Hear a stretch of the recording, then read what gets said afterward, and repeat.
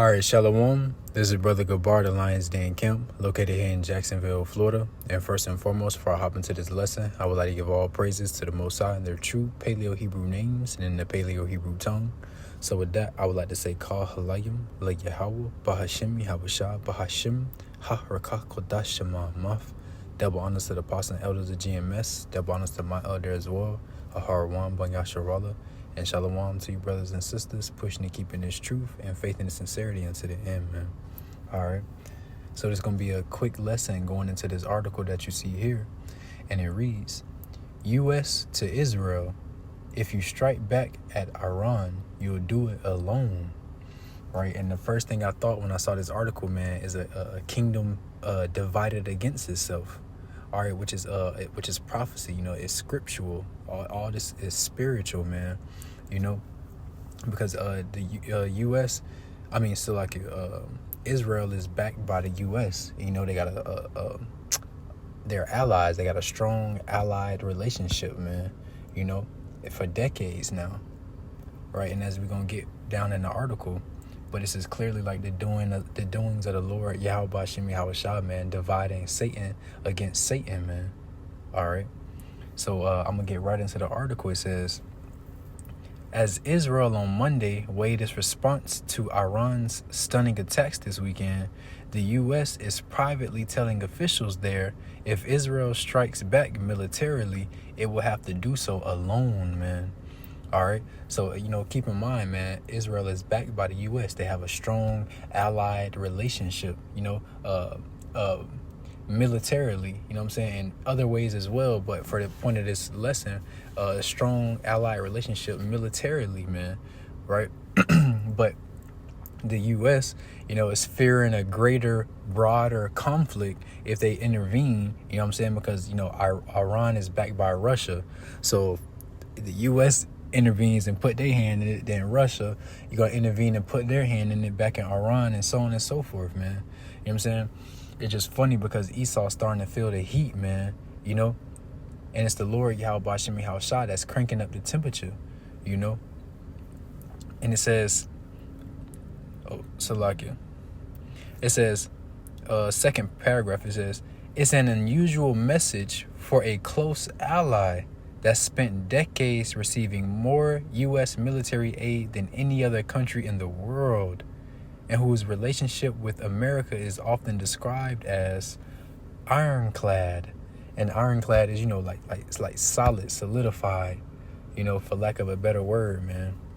All right, man, let me get that one more time. It says, it's an unusual message for a close ally that spent decades receiving more U.S. military aid than any other country in the world, right? And that also shows you the signs of the times and the shifting of the power dynamic, man. All right, because when America was on top, they had no problem backing Israel militarily, man, persecuting and inflicting all of these other countries and places. All right. But now that these other nations, like Russia, North Korea, China, so on and so forth, have raised up, the weak have raised up, saying that they are strong, right? And they are a force to be reckoned with. Now America doesn't want to get their hand involved, man, because they know it would be detrimental unto them, And as ultimately the Lord Yahweh Bashim Yahushua is doing, man, he's changing the power dynamic, man. The weak is saying that they are strong. These other nations are rising up, no longer fearful of American persecution, man. You know what I'm saying? No longer fearful of America's military. And it's crazy because, I was sitting in the car. I was playing with my son, right?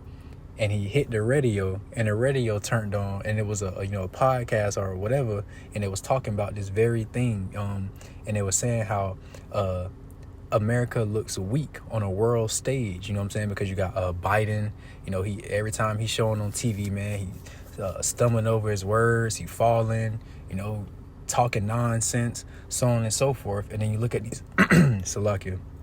And then you look at these other nations' leaders, Vladimir Putin, Xi Jinping, so on and so forth. They look like strong, stout men, representing, strength, to their nation, man. Then you look at America, we got Mr. Burns, man.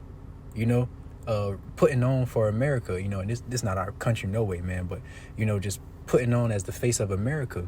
So they were just going into how these the other nations see that, man. They see that weakness, and they see that, now is the time to move. Now is the time to strike. Now is the time to make these little incursions and so on and so forth, man. All right, but and America sees that, man. That's why they don't want to, or they know that, I should say, and that's why they don't want to get involved. You know what I'm saying? Because they know they're not gonna be able to stand, man. They know and see that these other nations are a serious threat now. They're not the dominant superpower on the earth anymore, man. And again, that's ultimately the Lord Yahweh Shem Yahushua is doing, you know what I'm saying, and tearing down this place, tearing down Esau's kingdom, man. The golden city is ceasing. All right.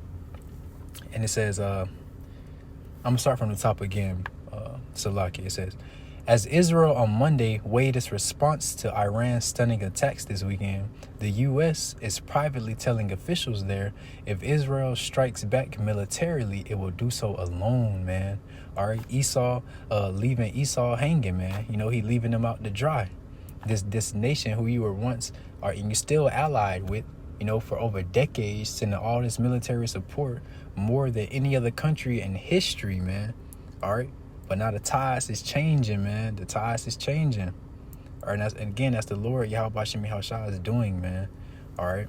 And it says, it's an unusual message for a close ally that spent decades receiving more military aid than any other country in the world, and whose relationship with America is often described as ironclad.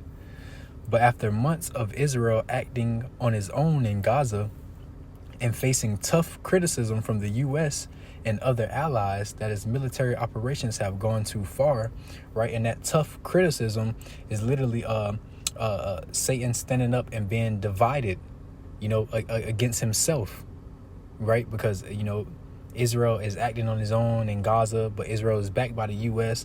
The U.S. Criticizing and protesting their actions. That's clearly Satan divided against Satan, man. Esau divided against Esau. And it says, the Biden administration made clear the U.S. wouldn't participate in offensive military operations against Iran, fearing a broader war in the Middle East, man. And it's all what's the word? Semantics. All right, because it says the Biden administration made clear the U.S. wouldn't participate in offensive military operations, man. They're not gonna strike first. You know what I'm saying? The U.S. not going to get involved and strike first because they know the ramifications and the repercussions of that, man. Russia stepping in, to back up Iran, North Korea and all these other superpowers on our earth now, man, coming together and, turning that energy towards America, man, So it's Esau is, man, they starting to feel, they're starting to feel that heat crank up, and it's the Lord Yahweh Shem Yahushua who turning up that temperature, man. It's fear falling upon this place of America, man, and Esau, as their kingdom is falling, man. All right. And it says, here it is. The main point. The Biden administration made clear the U.S. wouldn't participate in offensive military operations against Iran, fearing a broader war in the Middle East, man. All right, and that's literally it, man. They fear a broader war. These other superpower nations, man, getting involved and backing these smaller proxy nations against America and Israel and so on and so forth, man. All right, man, the Lord is truly changing the tide in this place, man.